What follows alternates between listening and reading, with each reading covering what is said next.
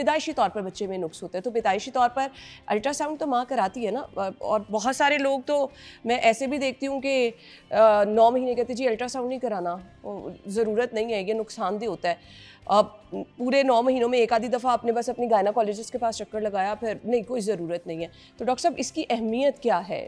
देखिए, पहली बात तो ये मिथ क्लियर करने की ज़रूरत है कि अल्ट्रासाउंड हार्मफुल नहीं है। अल्ट्रासाउंड वेव्स हैं, ठीक है। और आप सोचेंगे जो बंदा अल्ट्रासाउंड कर रहा होता है, मैं खुद एकोकार्डियोग्राफर हूँ, अगर अल्ट्रासाउंड इतना हार्मफुल हो तो आप दिन में 10-10 अल्ट्रासाउंड करेंगे या 20-20 अल्ट्रासाउंड करेंगे, जबकि आप डायरेक्टली एक्सपोज्ड हैं उसमें। तो पहली बात तो ये है कि ultrasound is a harmless modality, ठीक है, एब्सोल्युटली, इसका कोई नुकसान नहीं है। ये अल्ट्रासाउंड वेव्स हैं, ठीक है। तो साउंड वेव्स को हम सब हर वक्त फेस कर रहे होते हैं, हम अभी भी कर रहे हैं, और ये अल्ट्रासाउंड वेव्स हैं, तो ये टोटली हार्मलेस है। कंफ्यूजन लोगों को होती है एक्सरे से और सीटी स्कैन से।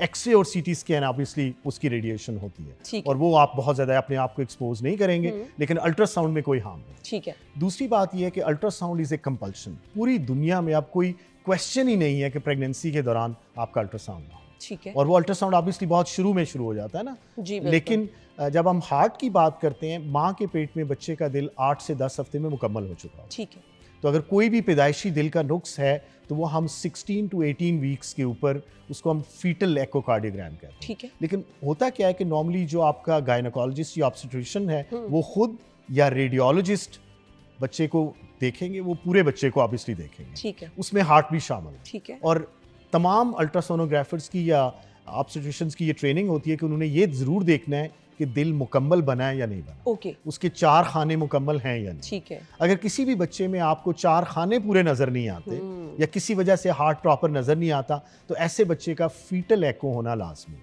छोटा सा दिल होता है ना बच्चे का, तो उसमें भी 4 खाने कंप्लीट होने जरूरी होते हैं। पता चल, वो तो 10 हफ्ते में मुकम्मल हो चुके हैं, अच्छा। और आप अल्ट्रासाउंड पे 12 हफ्ते पे देख सकते हैं, ठीक है। अब तो 4D अल्ट्रासाउंड आ गए, ठीक है, तो ये आप इजीली देख सकते हैं। और अगर आपको जरा सा भी डाउट है, और खास तौर पर 2-3 चीजें ना, माँ को शुगर है, ठीक है, इन बच्चों का फीटल एको जरूर होना चाहिए। आपके पहले से कोई बच्चा ऐसा है फैमिली में जिसको हार्ट प्रॉब्लम है, आपका जरूर होना चाहिए। आपको कोई बीमारी है, थायराइड है, कोई और ऐसी डिजीज है माँ को, तो आपका जरूर होना चाहिए। आपकी माँ को अगर पहले 3 महीने में कोई वायरल इन्फेक्शन हुई है जिसमें आप समझते हैं बच्चे के ऊपर कोई इफेक्ट हो सकता है, तो ऐसे बच्चों का तो कुछ ऐसी इंडिकेशंस हैं, ज़ाहिर है हर बच्चे को तो आप फीटल एको के लिए नहीं भेज सकते, तो ये रेडियोलॉजिस्ट की या ऑब्स्टेट्रिशियन की जिम्मेदारी होगी कि अगर उनको हार्ट में जरा सी भी कोई प्रॉब्लम नजर आती है तो उस बच्चे का फीटल एको जरूर होना चाहिए। अगर माँ के पेट में ही आइडेंटिफाई हो जाए कि बच्चे के हार्ट में कोई इशू है, वहां से इलाज शुरू हो जाता है? जी, 3 तरह की चीजें मैं अब आपसे बात करूंगा।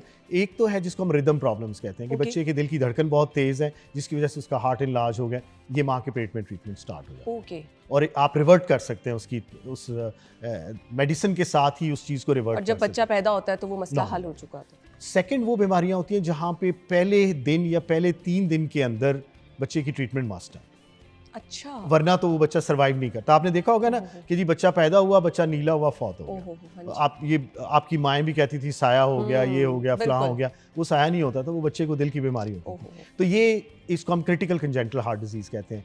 तो इन बच्चों का अगर माँ के पेट में आपको पता चल जाएगा तो फिर आप उनकी डिलीवरी ही ऐसी जगह पे करेंगे जहाँ पे ये सहूलत मौजूद है, तो उन बच्चों का आप फौरन ट्रीटमेंट भी कर सकते हैं। और ये मेजॉरिटी बच्चे करेक्टेबल है, ऐसी बात नहीं है कि ये करेक्टेबल नहीं है। और फिर एक और रेयर चीज़ भी होती है जहाँ पे बच्चे का दिल पूरा नहीं बना, तो वहाँ पे आप माँ बाप को ये ऑप्शन दे सकते हैं कि वो बच्चे को आगे लेके ना चले, जिसमें एबॉर्शन की ऑप्शन है ना, कि अब आपको पता है कि एक बच्चे का दिल का बायां हिस्सा नहीं बना और ये बच्चे ने बर्थ पे सर्वाइव नहीं करना, तो माँ को आप पूरे प्रोसेस से तो नहीं गुजारेंगे ना। और ये एक लीगल एंटिटी है जिसमें आप you can go for abortion. एक और खतरनाक यहाँ पे बात ये है कि पैदाइशी तौर पर अगर एक बच्चे में ये नुक्स है तो बाकी पैदा होने वाले बच्चों में भी चांस होता है डॉक्टर साहब?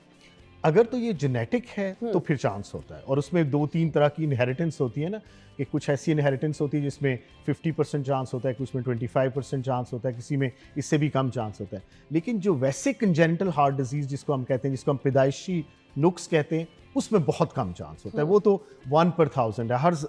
आप कह लें कि 100 में से एक बच्चा दिल की बीमारी के साथ पैदा होता है, और उसमें फिर बाई चांस ये, और वैसे बहुत कम है, चूँकि मेरे हज़ारों बच्चे मैं जिनको देखता हूँ, बहुत कम ऐसा होता है कि एक से ज़्यादा बच्चे को फैमिली में हार्ट प्रॉब्लम हो।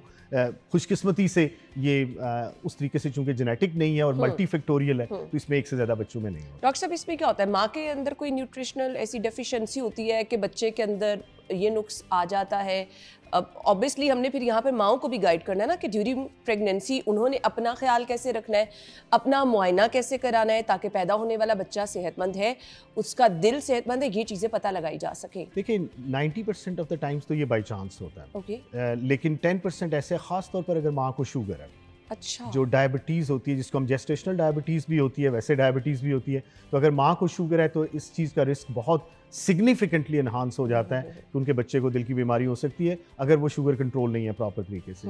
सिमिलरली ये वायरल इन्फेक्शंस होती है ना, आपने देखा होगा हम वैक्सीनेशन करते हैं बच्चों की, उनमें से एक वैक्सीनेशन रुबेला की होती है जी, MMR, जिसको हम मीजल्स मम्प्स एंड रुबेला कहते हैं। अगर माँ की रुबेला की वैक्सीनेशन नहीं हुई और पहले 3 महीने में उसको कंजेंटल रुबेला हो गया, तो आप सोच नहीं सकते बच्चे में क्या क्या असरात हो सकते हैं, उसके हार्ट में, उसके ब्रेन में, उसके बाकी बॉडी ऑर्गन्स में वो अफेक्ट हो सकते हैं।